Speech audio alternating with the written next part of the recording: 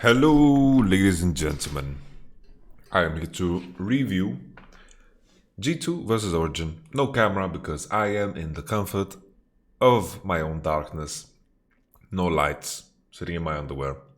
And we're going to do this game without any pauses, without any rewinds. We're going to just do it as a regular cast.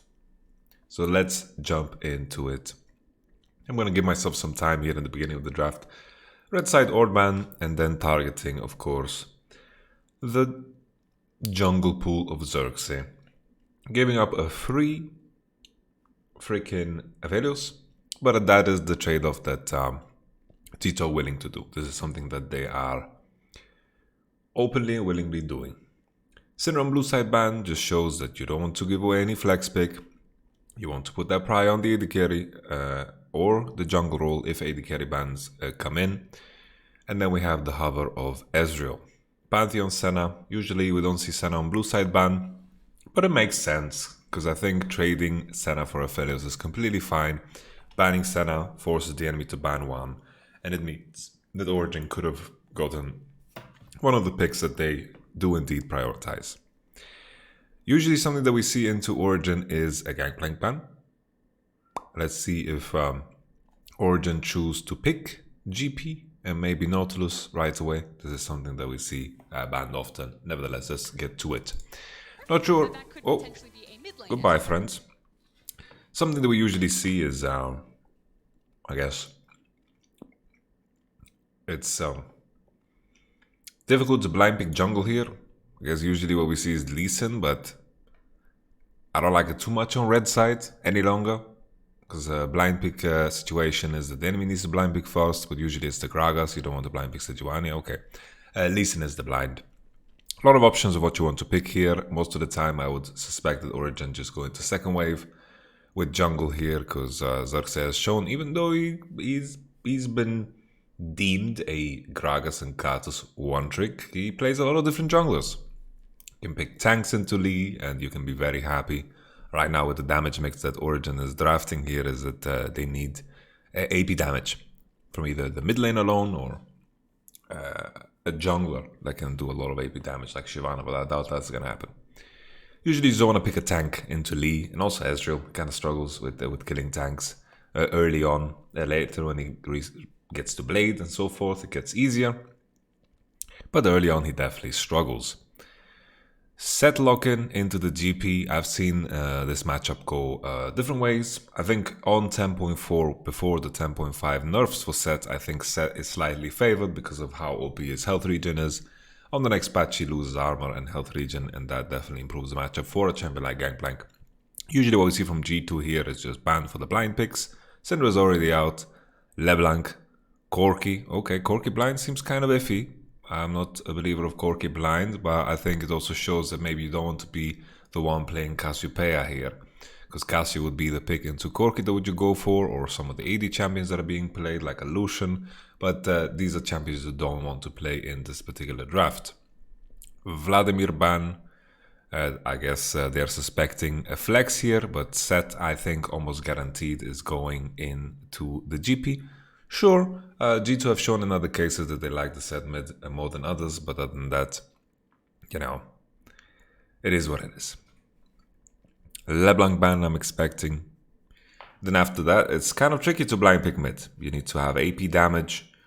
Maybe a Rumble could be cool, but Rumble against Lee, and you give Set a free lane in the mid lane so you can flex around.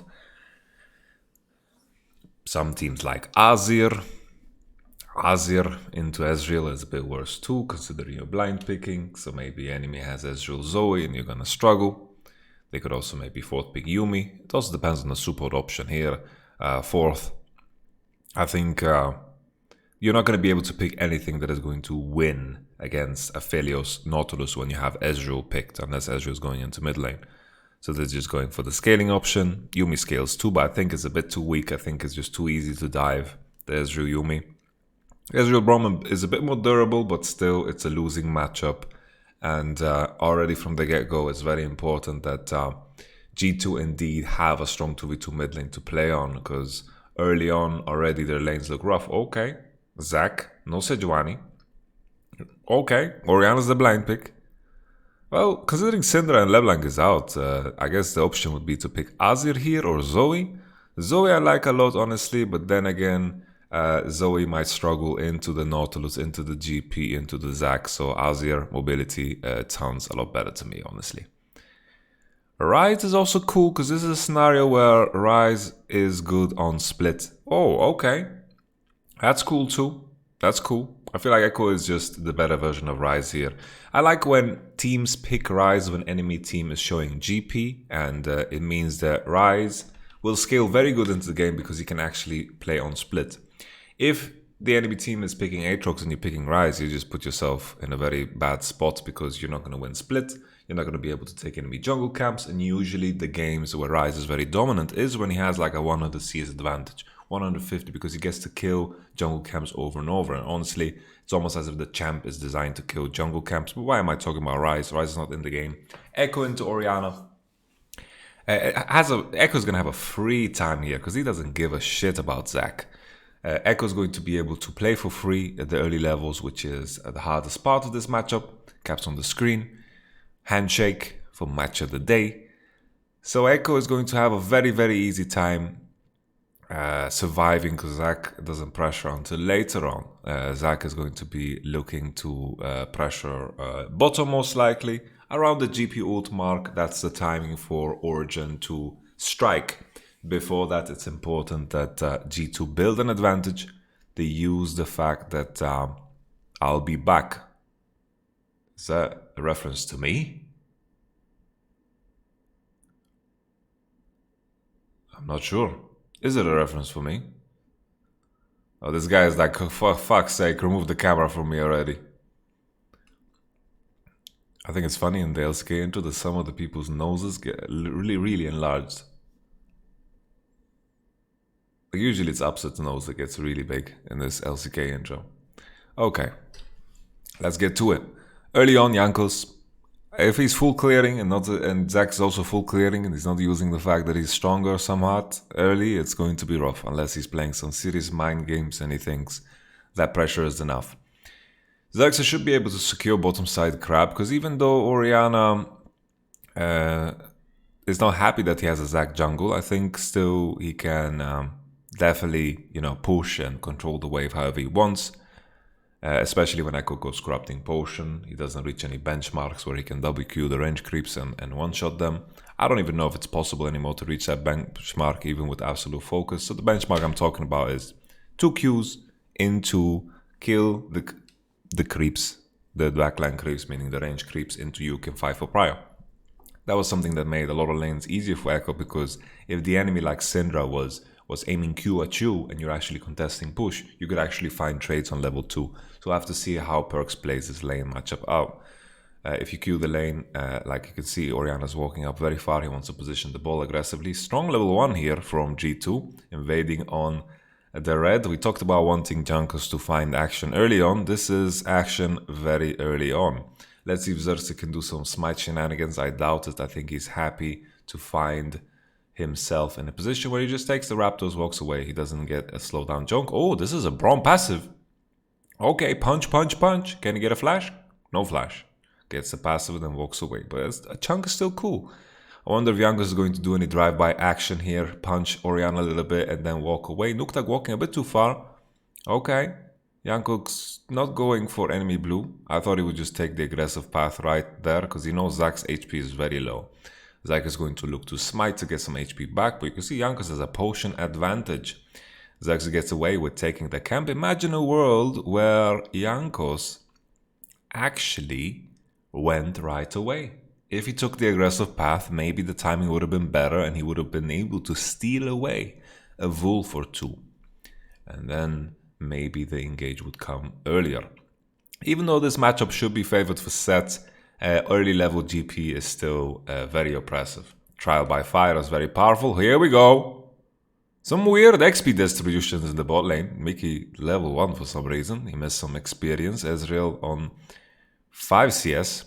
G2 running that double exhaust combination. But honestly, in this game, the exhausts are not going to find that much value because everything is going to be able to maintain distance. Exhausting a Zac or Orianna is going to be very difficult unless these exhausts are good enough for them to just survive the dives. I think that's the whole point. You exhaust the enemy and you survive the dives, and heal is kind of useless because the enemy's going to ignite you anyway. Alfari. Oh, okay. Alfari has a rough lane position. Zac is showing on the bottom side, and G2 bot lane is going to bounce the wave here, and they're going to be able to catch and recover a whole lot. So Zac is not accomplishing anything on bottom side. Well, GP is going to lose a bit of his lead here. Hail of Blades on Wunder. That's some interesting tech right there, man.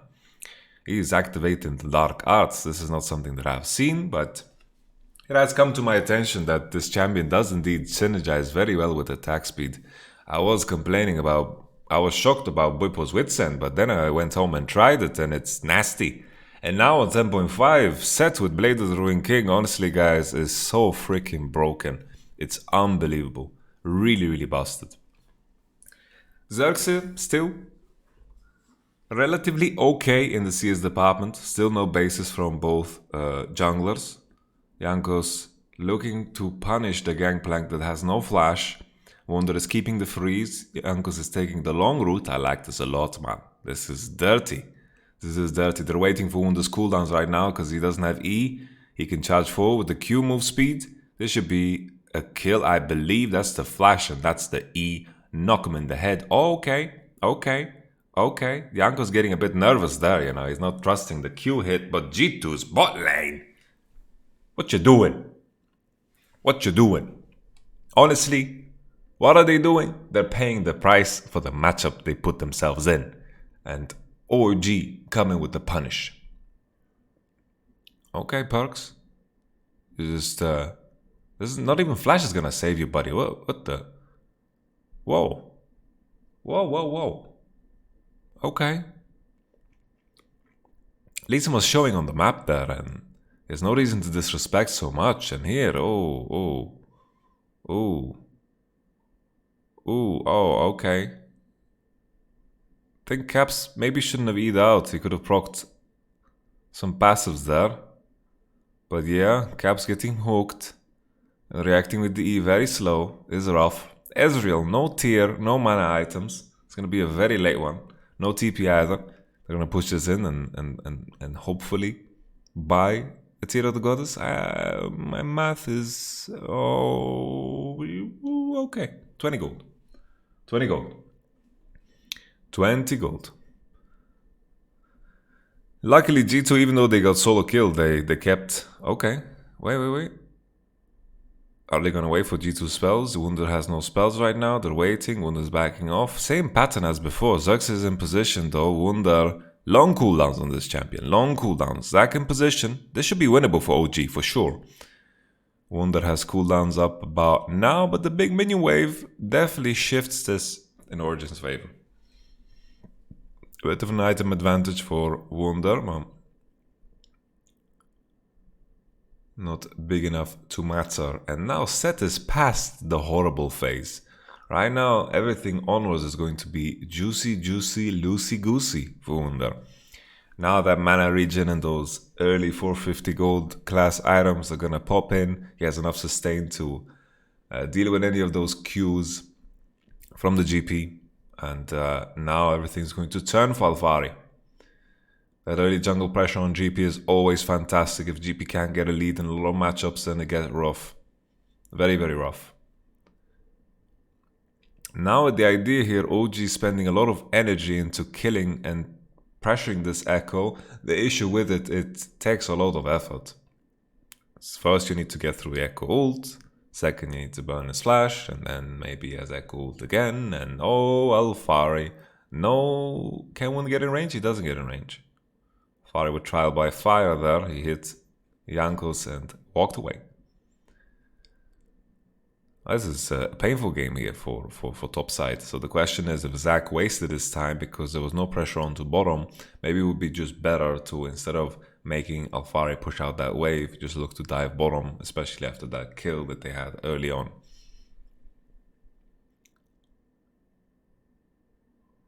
Doesn't look too diveable to me. Perks shouldn't be walking up. Eat the fruit, walk away. I think it's a good plan. Already has GP ult now for bottom. This would be the time for OG to start to look to pressure this Braum and Ezreal. Because right now the fact that Braum and Ezreal is even somehow, even after that kill, is it's like getting away with murder, I feel. They need to look to freeze the wave, Xerxes. On a similar level as Jankos, but of course Jankos has ganked up maybe 4 times, 5 times.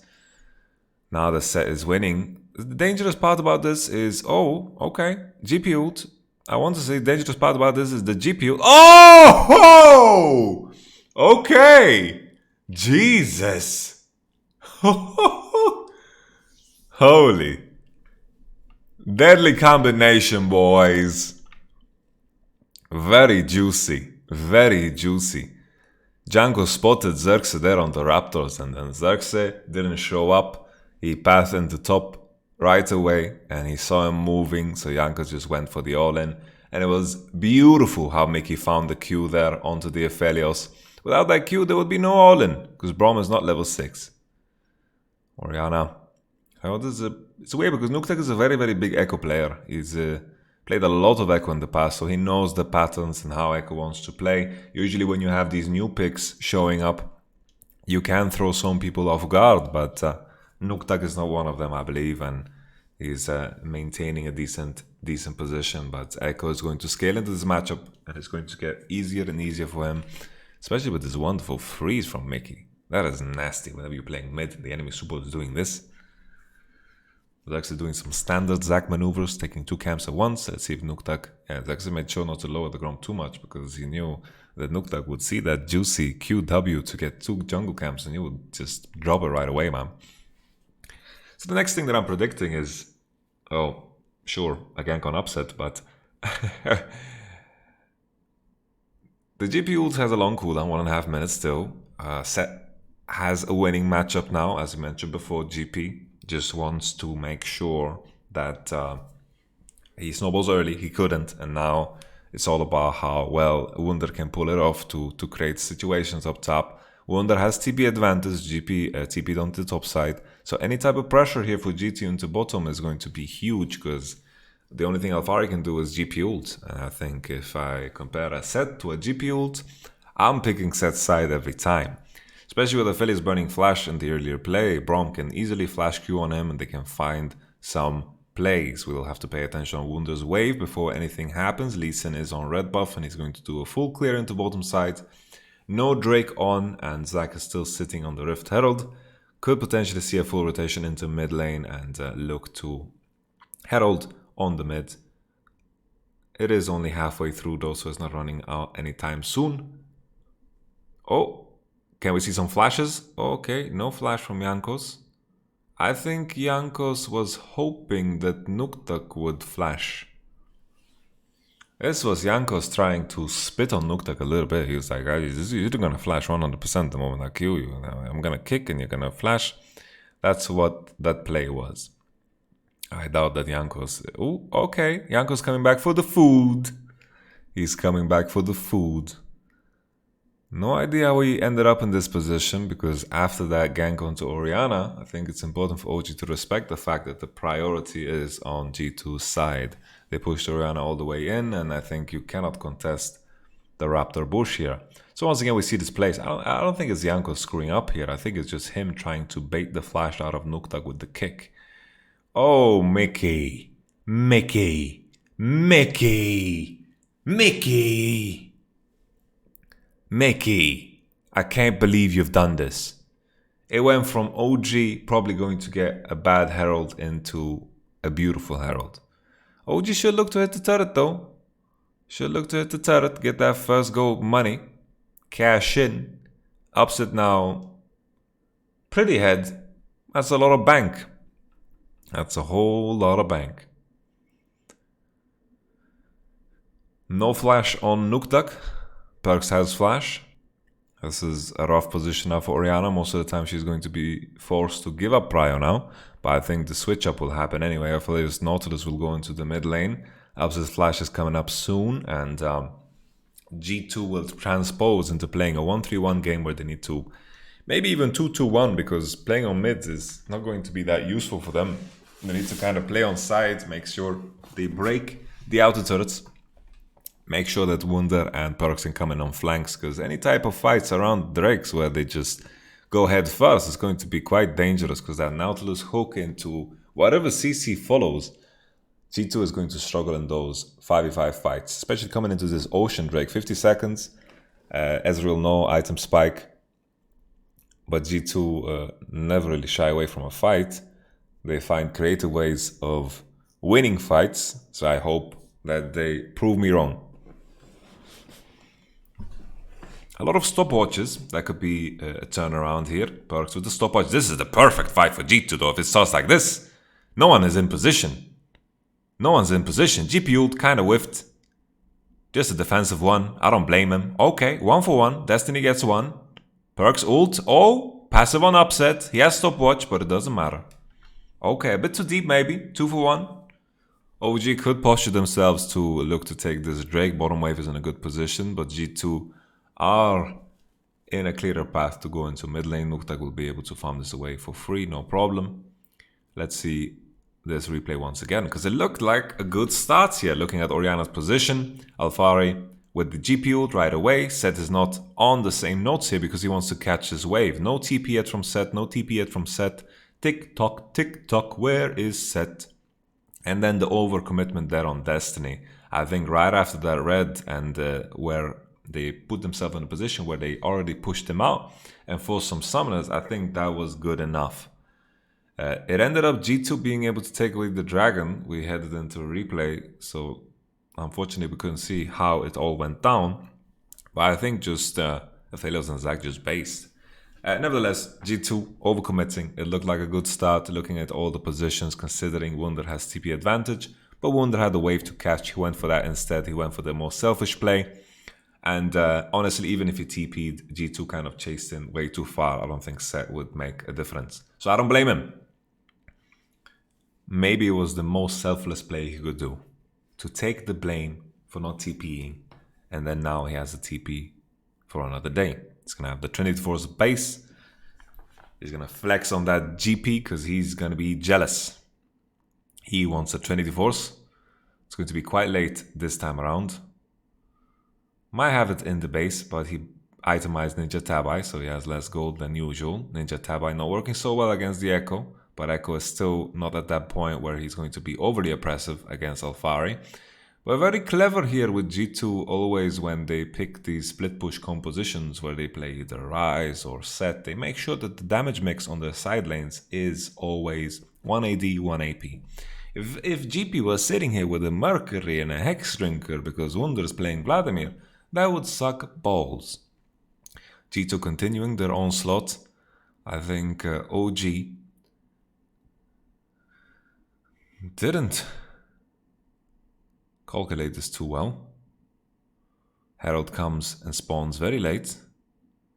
Now it will be used to get the second turret, but G2 might be very happy to trade this top turret for a mid turret, because I think that's the play. Just go and commit on the mid tower.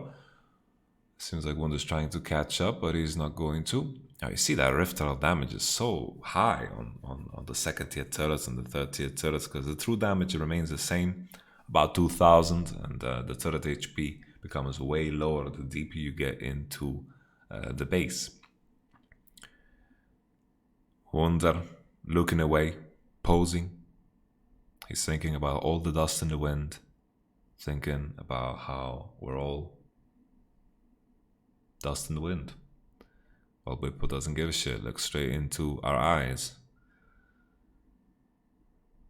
So the next thing, it's going to be an interesting game because these team compositions want to accomplish very different things. G2 with a very early snowball onto GP is just the perfect way to go about it, because G2 want to snowball even further. G2 being behind now, Gangplank being behind now, and GP being the one to catch all these sides is going to struggle, especially when Perks is going to reach a Lich Bane. That's going to be a back-breaking point. And OG, we want to start the discussion around Nashor, around Drakes, around big team fights, but G2 have 2 dragons. So they're going to continue to snowball and farm on 3 waves as long as this remains. And even though OG had 2 Rift Heralds, none of them were used to break the mid tower. So Ezreal and Braum are very safe. They're going to be far up the lane. they don't need to be scared at all. And Echo is pushing all the way on the bottom side, and G2's position is very, very strong right now. Just the fact that they have 2 Drakes puts OG in a position where they need another 20 minutes to find the Elder or even the Soul. My math might be off. I guess 16 minutes if you want to be picky. And then 21 for the Elder Dragon.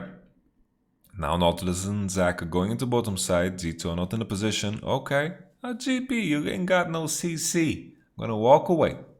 TPing away though is still a big resource. I'm wondering if it's better to die. Because Echo cannot split into the GP now, and Seth is going to walk down there, but the amount of pressure Seth has into GP is kind of meh. Like, he's gonna have prio, but that's it. Mickey walking up, posturing. Drake is spawning. No TP for Echo. We have a deep ward. You see that on the golem, which is probably the set ward. Another ward. You see how Braum snuck those wards in. This is gonna be, you know, if G2 for some reason is going to look for a fight, it is them winning on the top of set, pulling in like a Nuktak or a Aphelios where they're not ready. They don't flash in time, and they get tossed in like a bag of pizza dough. Never seen a bag of pizza dough, but that's the thing that I could think of. So we'll let it rest. Perks hitting mid turret. OG kind of being indecisive here because Perks was showing on mid, and when Perks is showing on mid, you need to be able to walk in because G2 are kind of playing with OG's hearts here. OG are very indecisive. Nuktak and Xerxes are trying to contest the Drake, and OG went for the mid wave. They needed to just choose one thing because G2 was showing. Now Orianna's out of position, no combination. Wunder's very low on HP, no flank. There's the Orianna ult, but Wunder managed to W on time. The GP ult lands. Perks might be in danger. He's gonna die for sure. Upset ulting. Doesn't get the root. It's the flamethrower. I can't differentiate them. I'm not a high tier caster, guys. So G2 choosing to fight awkwardly when Seth is not in position to do so. This is them being a bit too reckless. They should have been happy with the fact that they got the Cloud Drake. Always, if they fight face to face, I think their position is always going to be worse, because look at what Seth actually did here. If they're playing like a fight where they're kiting and hitting Nautilus slowly, then that's fine. But look, the axes here from Jankos and Wunda. They can't really find any targets. Their damage done in this fight is next to non-existent. That's why those flanks are so key, and OG should look to always find these fights when possible. Alfari now, jogging away. Jankos. Boom. Deadly combination. Fruits. Not gonna save you from this one, bitch. Mickey X checking that there is no Nasher being done. All good. Aphelios with his blades might do some nasty things. He actually had them on, but he's showing on midwave now, and Mickey is safe. These are some of the risks where you see Hilly and Mickey sometimes dying because they are taking risks needed to be taken. Upset has flash. But everyone knows from solo queue that Echo ult cooldown is a bit too low. Hashtag nerf his jungle damage instead, KEKW. TP, still 3-minute cooldown for Perks. Alfari died and no big punishment. Mickey made sure there was no blue taken. Nuktak with the juicy itemization, Liandry. I fucking love Liandry. Just wait until they nerf Liandry, that would be top kick.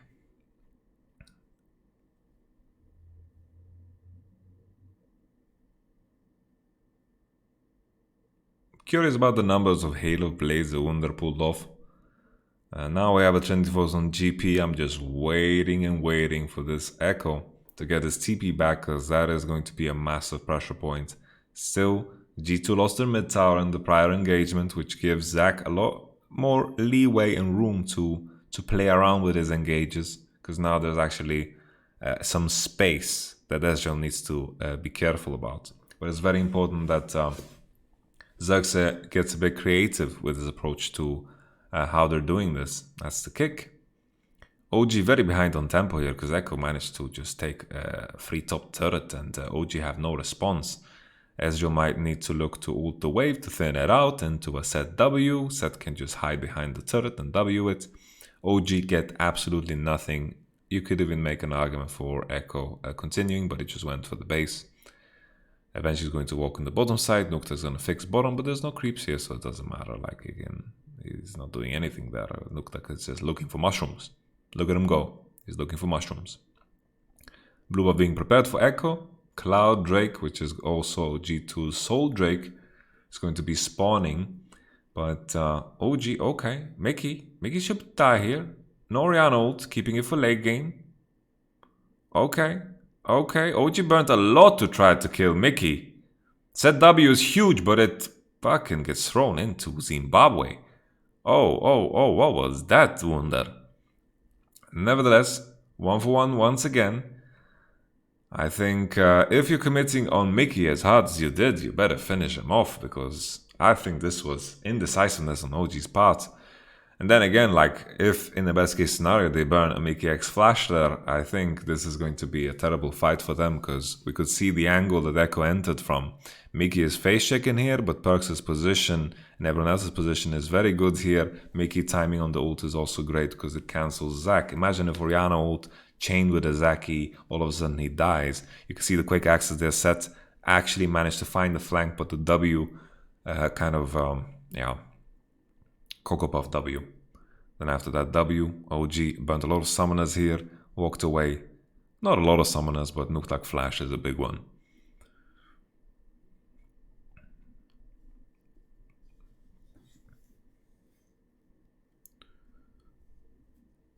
The Nash threat is not that big from G2. They don't have the best Nash team in the world.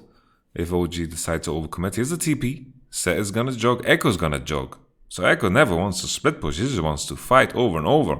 Aphelios has flash. Perks is spotted. It's not the greatest situation. Oof. Yikes.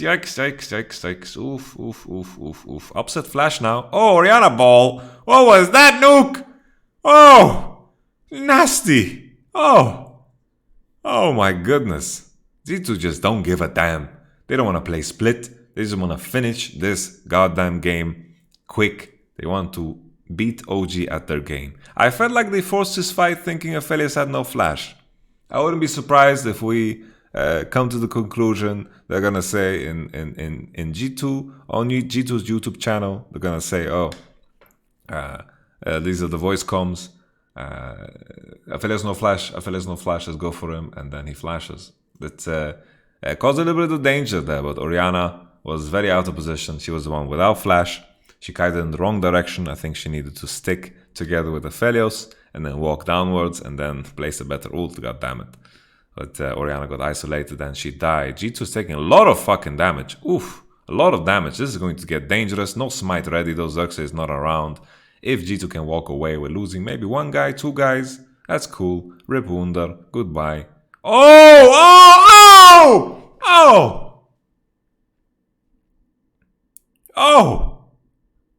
Oh, the W! Oh my god, Jankos! The synergy of Jankos kicks this game has been absolutely crazy. We had the Ezreal banana earlier, and then we had the W here from the Echo. It actually didn't die, but it still looked juicy. I wonder if G2 just stuck around and then, if Seth just went for that combination he went for and just stuck to it, maybe it would have been a lot better. I would have respected it. So G2 managed to find a win without using any split push shenanigans. Honestly, Echo was strong enough to take inhib against this Echo and the position they were in. G2 invested a lot of resources into screwing Alfaria over, and OG really couldn't get together to find any advantages. Xerxes was just running around the map, and eventually G2 macro-wise also managed to out-tempo plenty, which also gave them turrets, gave them gold, gave them XP. Because as you can see here, there's a significant XP advantage, but I guess you could say that it's because of the Nash. So that point might be mute. Let's just forget I ever said that. I'm the first one to admit when I've said something silly. Here's Perks.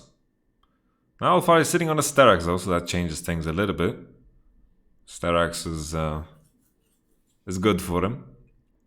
But I think just Perks went a bit too deep there, because you can chunk GP very easy without making any major commitments. But at the same time, look at Echo cooldown now with this Ocean, with the 2 Cloud Drakes.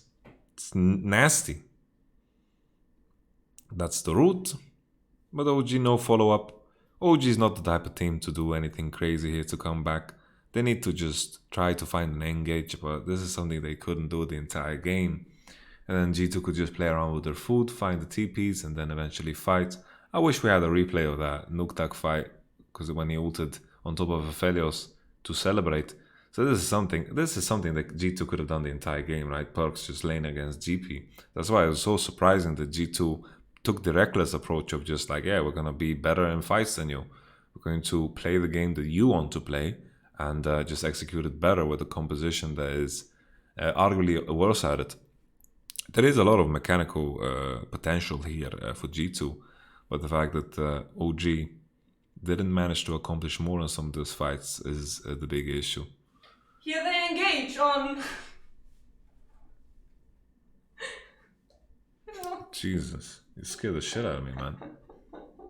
Sorry, Angel. Are you practicing casting?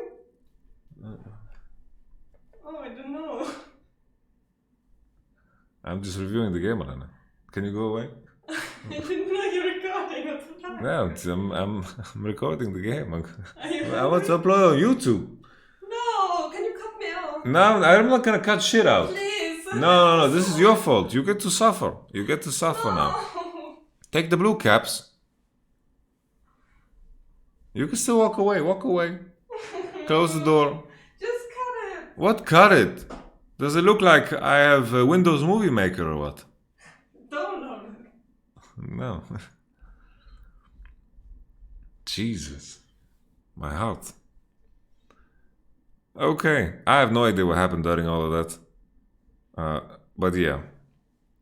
OG putting themselves in a position where they played very defensive early on.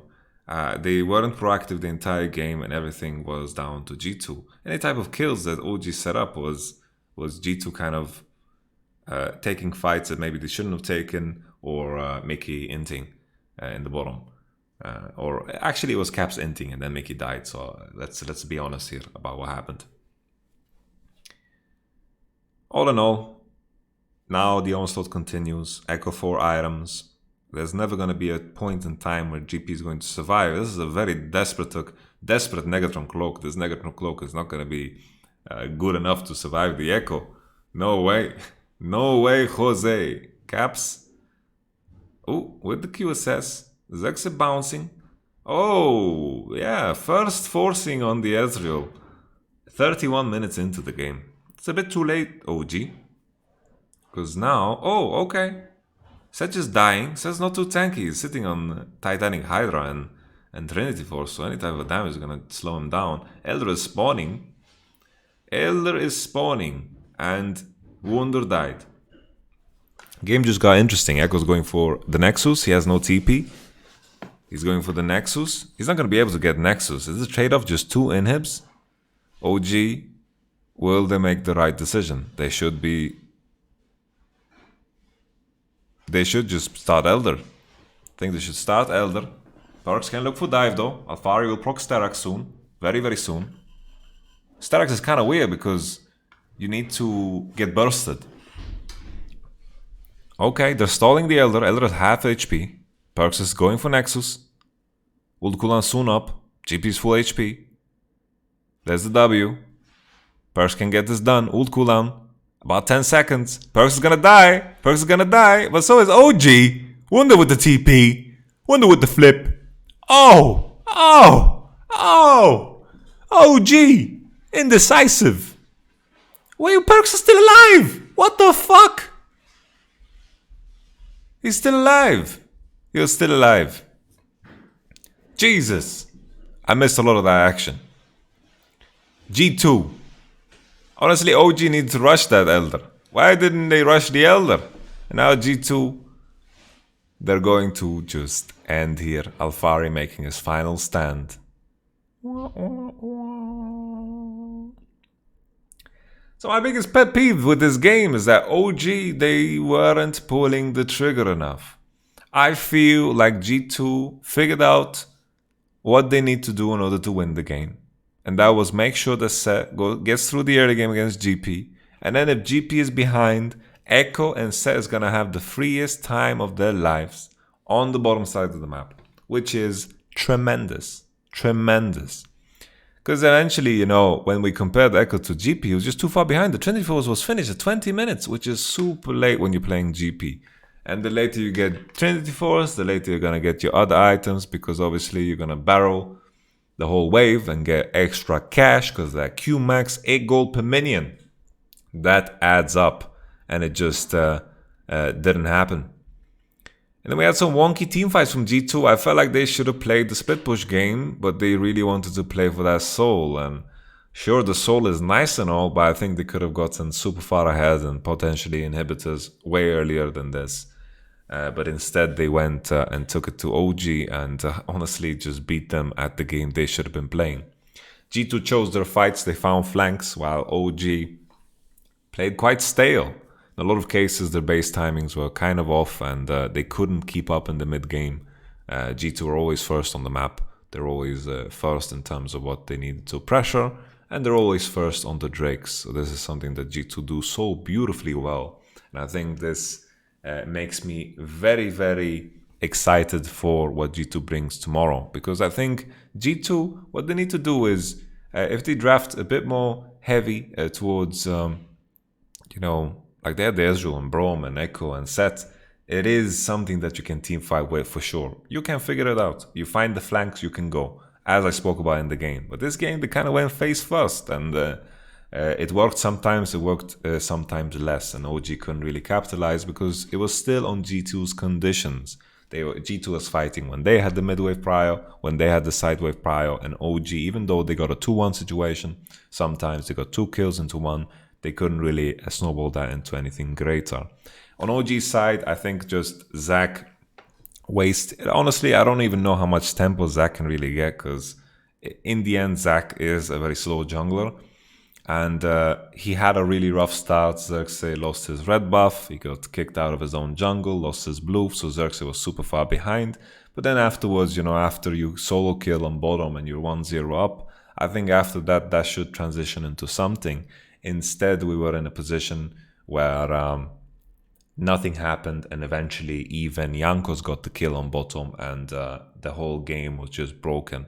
Meaning Lee Sin accomplished so much more than Zac, and it all started from the level 1, and that's beautiful. So if you take a look back, maybe the Zac pick was a bit too optimistic. Maybe they need to pick something that was a bit sturdier to make sure that they get through the early game, like a Rek'Sai. But we know that OG Rek'Sai is very cursed, so they didn't want to go for it.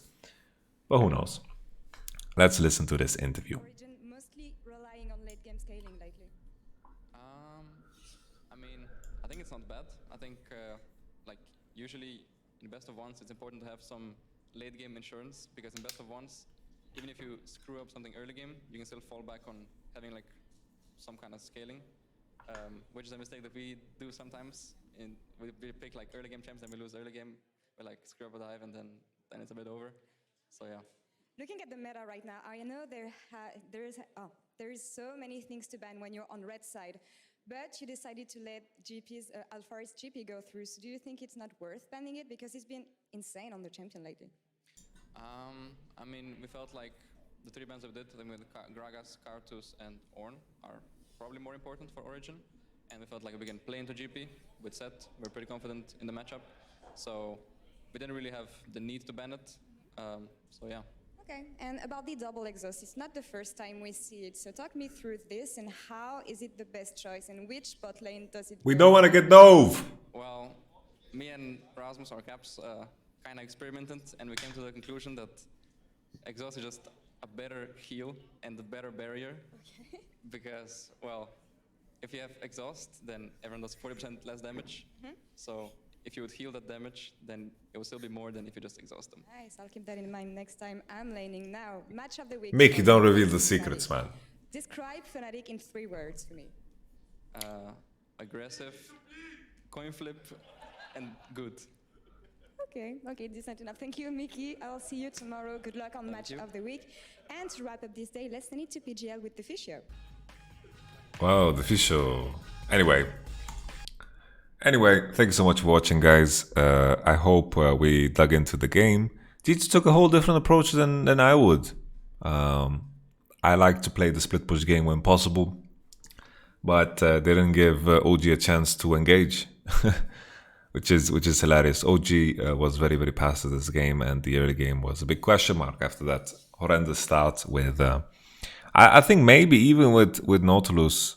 Honestly, no, you can't. Nautilus Aphelios against Brom Lee. I think you lose. There's no way you're gonna win that. Thank you so much for watching. I'll catch you guys tomorrow on the broadcast where I'm gonna show up. Peace.